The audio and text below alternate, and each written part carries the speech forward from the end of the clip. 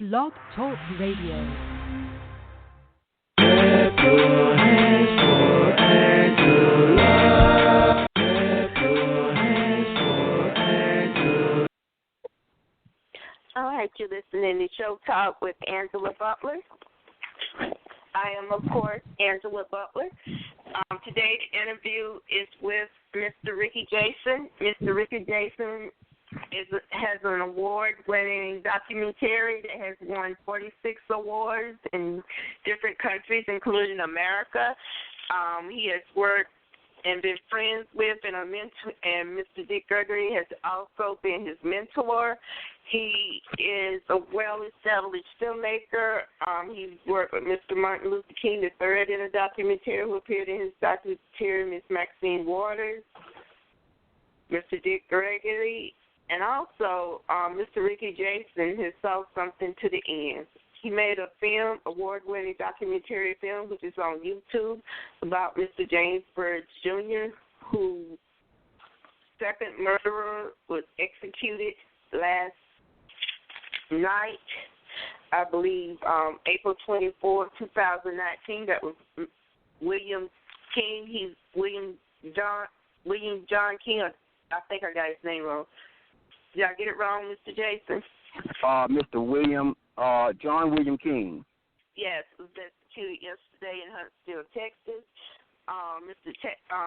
Justice was served. There was another gentleman murdered, executed in August of 2006. And I'll let Mr. Jason take it from here, everyone listening.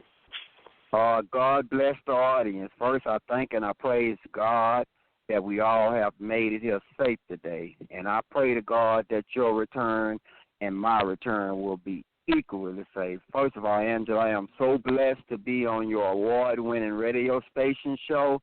It's a blessing to be able to have a radio station like this where we can be able to speak our mind and say our voice.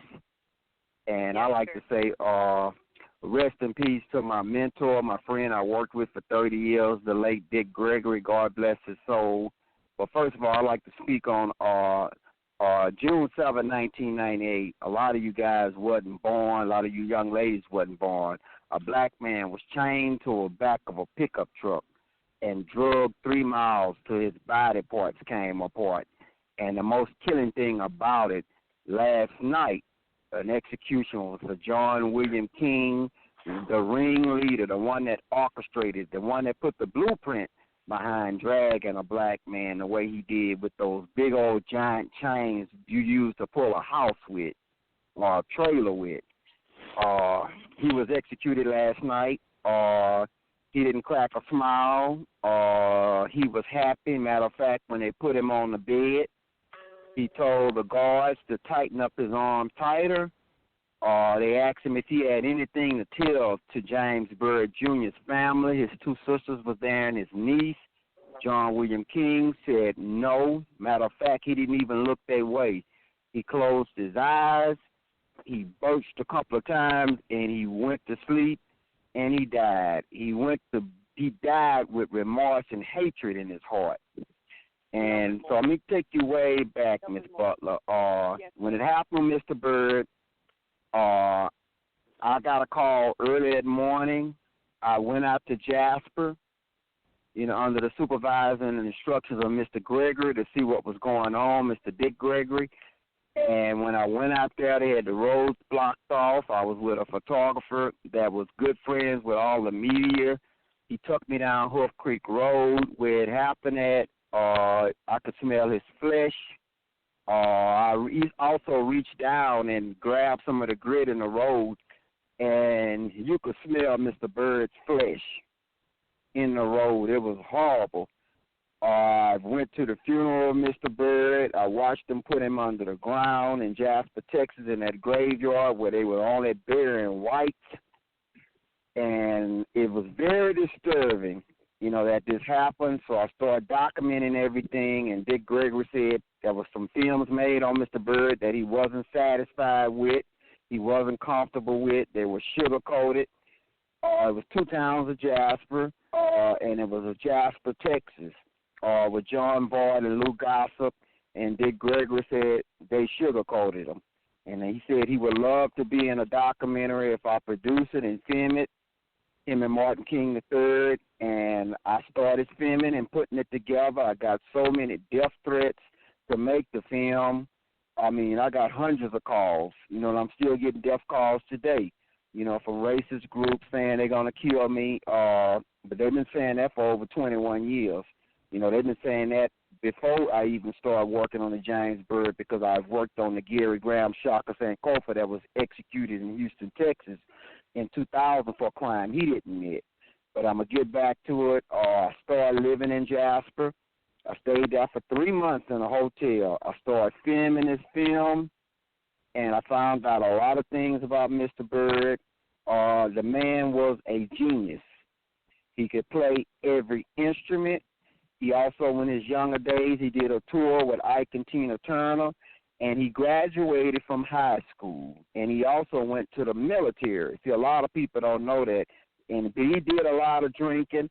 He's only human. And he said one day that he would put Jasper, Texas, on the map. So I did all that research. A lot of the people that was on the documentary, I finished it in 2008. It won over 46 awards around the world. It just got endorsed last month by Russell and Danny Simmons and Kamora Simmons and the whole Simmons family. And I'm so blessed that they endorsed this film.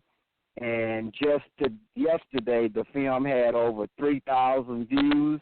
We satisfied, but we're not super satisfied because there's over trillions of people around the world, millions of people, and we want millions of people to watch this documentary that's called Byrd, B-Y-R-D, The Life and Tragic Death of James Byrd Jr. But I'm going to break it down. Through the years in 2002, we went and visited with one of the killers that dragged James Byrd. His name is Sean Berry. They gave him 45 years because he told on the rest of the guys. Okay, when we went visit with Sean Berry, I was the first one to go in to make sure that he wasn't going to say nothing stupid to upset James Byrd's son and also the son of Dr. King, Martin Luther King III. I went and seen him. He told me what happened. He told me the chains came off. He told me they rehooked the Byrd back on the chains. Bill King did. He told me that they spit it in his face. He told me they spray painted his face black. He told me that they slit his throat. He told me when they was dragging him, felt like the whole bumper came off the truck. He said they was walking him, slow dragging him, and he said James Byrd was screaming and hollering his mama. He was hollering, "Mama, help me, mama." And they took off driving with him, drove him 3 miles, and body parts was everywhere. And I asked Sean, "What did you do?" He said, "Man, I didn't do nothing because I was afraid. I was only 19 or 20 years old, and I was afraid. I was at work. They picked me up from work, and they was using my truck." I said, "But you still should have done something." But he told me how brutal it was, how they did Byrd and stuff. And when they finished dragging Byrd and he hit the pavement, they said they stopped by MLK in Jasper, Texas. And there was a church right there, and that's when they unhooked James' other part. And they said when they hooked on his other part, Russell Brewer, the one got executed in 2011, said, "Look back there, man, another piece of the nigga still on the chain." They say he was so mad, he started kicking it and kicking it and kicking it and kicking it until he lost his mind. He went crazy, and he broke his foot. So that let you know hate is real, and hate is not a game. And I'm trying to educate these youngsters that's in and out of these prisons and stuff. Know your history. Know what's happening. 21 years ago, a lot of people wasn't even born. And I thank everybody for watching the documentary, but I want more people to continue to watch this documentary called Byrd, B-Y-R-D, The Life and Tragic Death of James Byrd Jr. So after that, we tried to make a visit with the one that got executed last night, John William King. That was in 2003. John William King wrote me, Ricky Jason, and Ross Byrd, the son of James Byrd, a letter. And I'm not going to read the whole letter because the letter is going to be in our African American Art Museum in Washington, D.C. His lawyers told me to mail that back because they didn't authorize John William King to send that letter out to me. He says in the letter, "You tell Ross, Ricky, a man is a better man if he fights." He said, "I believe that. Anything is better than just surviving. And if you fight, then someone will be hurt. That's the way it is. Some will, and some will know why, and some won't. This is an evil system, Ricky and Ross, and it shall be destroyed. And John King went on to say, another thing, do you, Ricky and Ross, really want to associate with an unrepentant, racist supremacist like me? If not, speak now or forever bite your tongues, because there are no false words or things about me, John William King. So when I presented the letter to Dick Gregory and Reverend Randall T. Osborne, he passed away, bless his soul, for SCLC, they said to not show Ross Byrd and his sisters them the letter because they were still grieving so hard over their father's loss and for the things that Russell Brewer had told them when they went for the visit. So I hold the letter off, and I just showed the letter to the world this week and showed it to everybody, and people were very disturbed. He has not healed. He has not recovered. So it's so sad. When they say he was on that bed before he got executed, he kept asking them, is it time yet? They kept saying, no, John, you got 3 hours left. No, it's not time. They said he was happy like he won a lottery ticket. So it's so sad that this man had that much hate in his heart. And I want a lot of people to know, Angela, that. And Angela, I want you to know that I did a lot of interviews. You know, me and James Byrd's daughter, Renee Mullins, the one that George W. Bush didn't want to see when he was the governor of Texas. We did interviews with Hashim, the leader of the New Black Panther Party, and they were saying they're going to be there with 100,000 boots on the ground because they were in Jasper when it happened. I want the world to know the new Black Panthers are nothing like the old Black Panthers. They were not there at all. Not even one Panther showed up out there. So all that 100,000 boots on the ground, that was just a lie, and that was just for media coverage. And like I said, but, you know, God knows people's heart, and I did this for the heart. I didn't do it for the fame. And I like to thank you, like I said, Russell and Danny Simmons and them for awarding my documentary. I won all these awards for it, and it's for everybody. It's not for me. So we can keep Bird's legacy alive. Like Dick Gregory say, this is not a game. This is real deal. When white people like that hate and evil, you know, it's nowhere changing their soul or their heart, Angela. So I'm blessed to be a part of this here. I'm blessed to be the messenger.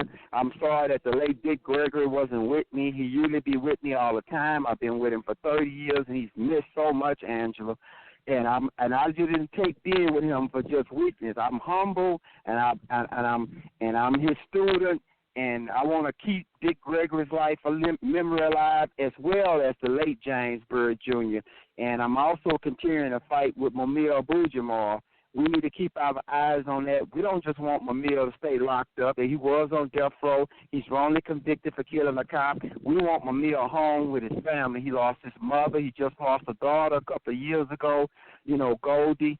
But we want Mumia home with his family because he was wrongly railroaded. He was an original Black Panther. He was an author. Mumia Abu-Jamal is one of the greatest guys in the United States of America that you can want to know or be his friends. And I'm friends with the family. I've been fighting for him for years before I got into James Byrd plight, and I will continue to fight for Mumia Abu-Jamal.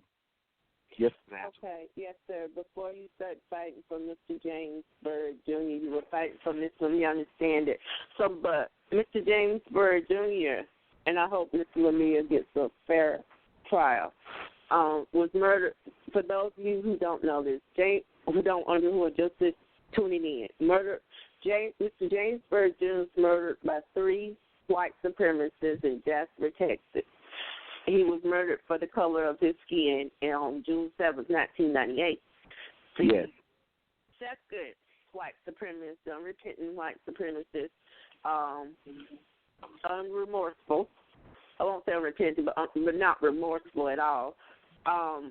He was put to death April the 24th, last night, 2019, in Huntsville, Texas.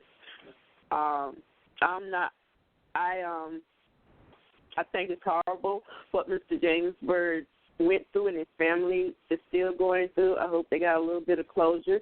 But I would also like to talk about there was a execution in 2011 in Texas. Am I correct? Yes, that 2011 execution was the first execution that a white man was ever executed for killing a black person. That was the first time any white man was ever executed for killing a black person, especially in the state of Texas. That was number one, and that was the second person. But that was Russell Brewer. He was executed. He was the one that broke his foot on Mr. Byrd's torso and his other half of his body when they got in front of MLK Church. He broke his foot. And like I said, he was an evil man as well. He took it to his grave. He's not apology. He's not sorry. If he had to do it all over again, he'll do it all over again, just as John William King said. This is a dream come true. He's going to be a model for what he did for Byrd. But, like I said, God loves us all. We all bleed the same blood, and he wants us to love and not to hate. But we must keep James Byrd's legacy alive. We must continue to keep his name out there because a lot of people don't even know what happened to Mr. Byrd, and I tell these kids, be careful what organizations you join. The new Black Panthers are not like the old Black Panthers back in the days. So be careful what you join. But the main thing is, this guy, he's history now. He's a scumbag. I'm against capital punishment. But for him, John William King, he deserved it. And I'm not biting my tongue for nobody, and I don't bite my tongue. He deserved he don't deserve to live. He didn't deserve to live the 21 years he lived on Texas death row, wasting taxpayers' money and stuff. And they did him, kept him on there that long and executed him because they wanted us to forget. Because, see, black people seems to forget where they come from. They forget things. But we need to be smart. We need to educate our family and our kids. Let's not forget what happened to Mr. Byrd, because what if it was you? What if it was your brother or your mom or your sister or your brother that got dragged to the street like a dog, somebody going 100 miles per hour for 3 miles, blood everywhere, body parts everywhere, ear here, teeth here, torsos, dentures over here, hat over here, leg over here, arm over here, that's over here, this over there, until you see it. I seen them put them under the ground. That smell was so horrible. You ever smell a coon or a possum when they did? It was worse than that. So you can imagine, Sean Beard, the one I went to visit, said he was screaming in my hollering mama. God have mercy. Yes, sir. Yes, calm myself down because, it all come back. It feel like it was yesterday. It did a lot to me. This did so much to me in my life, and so sometimes we got to realize how blessed we are. But you big-time high rollers out there, don't forget where you come from, just like we don't forget about Martin Luther King. We don't forget about all these other people. We must not forget about James Byrd. The man suffered just almost as worse as Jesus Christ. And that wasn't no little chains that the police officers put you in jail with and lock you up. That was the big logging chains, the big chains you use to pull a house with. The big chain, then those chains were rusty. And he was alive through most of that drag, and all his elbows, his butt, his arm, all that was scratched up because he was trying to hang on and ride until he hit that big old curve in that pavement, and that split him in half. Yes, sir. So close your eyes, and you can imagine that, and that's your father or your child or your cousin or brother. Lord have mercy. So I say, wake up, America. Wake up, America. Wake up, black people.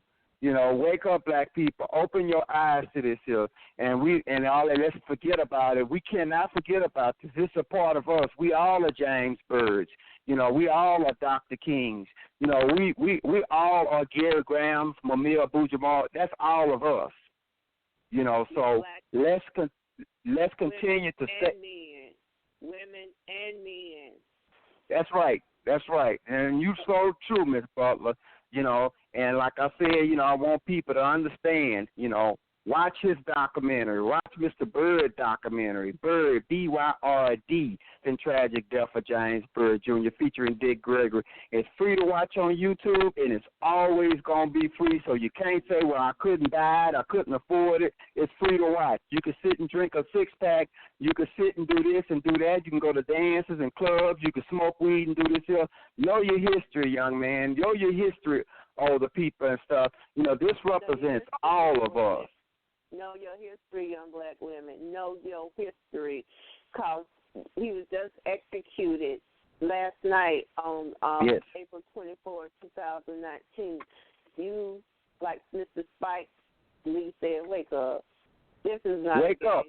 There's still people being murdered. You've got to know your history. If you have to know your history. And I like who you will understand the people you are dealing with of other races. And another thing, I want to wake up everybody on this here. Jasper, Texas, they still living in the 30s and the 40s. They still killing people in Jasper. They sweep it under the rug. It don't even make the news. They still lynching people. They still cutting people's eyes out their head and stuff. This is serious. That town need to be banned. It need to be shut down and closed. Jasper, Texas shouldn't still be open. Is the last lynching was when, sir? Not Mr. I can barely hear you. When was the last lynching? They had the Alfred Wright guy, that they took his eyes out of his head because he was dating a white woman. Took his eyes out of his head and they killed him. And just recently, 2 months ago, they had another young brother. He was shot in the head, and when they found him, he was just laid on the dirt road. So this has been going on a long time in Jasper and Vital, Texas, but Jasper needs closed down. Jasper, Texas, they saying it's a cloud over. It's not a cloud. It's just that they still living in the 30s and 40s, and there's no change there at all. The Byrd sister even said that she was on CNN yesterday, James Byrd's sister, Betty Booton, and she said Jasper, Texas is back to the way it was again. It never stopped being that way. It never stopped being that way. It's been that way the 3 months that I was there. There's many nights that I had to put chairs behind my door and lock my door while I'm sleeping in my hotel. And then I had nerve. The hotel people had to tell me they didn't want me staying in the hotel. They couldn't even tell me why. That's because I was filming this documentary and stuff. Then I had to crawl on my knees in the graveyard at nighttime to film the graveyard, and in the daytime crawl on my knees and sneak in the graveyard to film Bird's grave with a fence around it and stuff. So I've went through it. I've went through the death threats. I've went through it all and everything. And like I said, still to this day, I get death threats and stuff. I've seen the emails of some of the people saying that's good for James Byrd and stuff. John William King is going to be our God. I've seen all those emails. I saw them. I saw all the stuff on Facebook and everything, but they got to deal with their God. But we want to make it clear to the white man that you can't just kill a man and not get executed. You can get executed now. So Russell Brewer got executed and yes, go ahead. Go ahead, sir. Russell Brewer got executed in 2011, and John William King got executed last night. And he smiled and he laughed through the whole thing while he got executed. He acted like he was going to heaven to meet Jesus Christ. And thank you. I'm so glad you came back on Show Talk with Angela Butler. You've been on here 3 or 4 times before. Anytime, Angela. Yes, sir. Yes, sir. And, still going on. But I don't want you, but Mr. Byrd did not die in vain. And no, he didn't. I'm just a messenger, and I'm just trying to release the messenger to our black people to wake up. All I can ask you to do is to wake up, America. Wake up, because this is serious. This is not a game. And stop. What is it you want to say about accepting rights?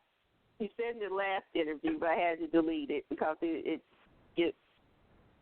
wasn't long enough. But what did you want to say about accepting rights with people, sir?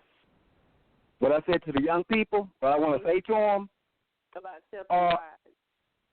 Be careful who you get in a car with. James Byrd was leaving a party, and the reason why he was walking, it's sad to say it, he drunk a lot. Nobody wouldn't bring him home. Oh, I ain't bringing him home.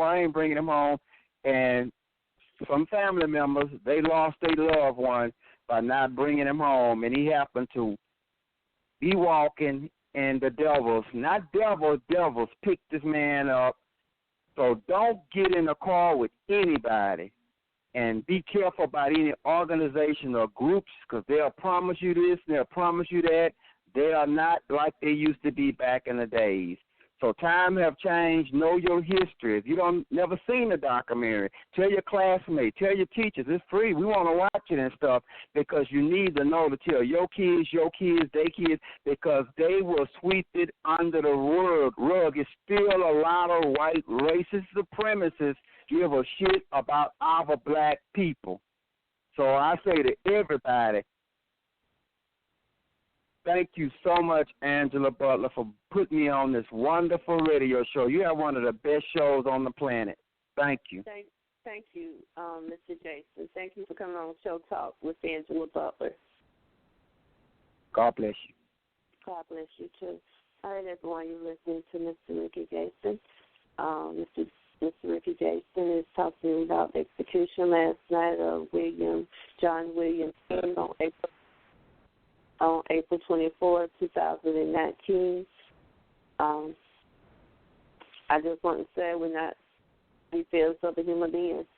We're whole human beings, and we have rights, and you can't be executed under the law for killing a black person. So maybe people would think twice for they murder black people. And I'm glad to know that Atlanta and New York leading gang leaders have called for an end to the violence in Atlanta, Georgia, and in New York. So everyone have a good night. I just want to say also the men were Sean Berry. I think he received 40 years. Lawrence Russell Brewer, I believe he was put to death in 2011, and John William King, 2024, 2019. Have a good night.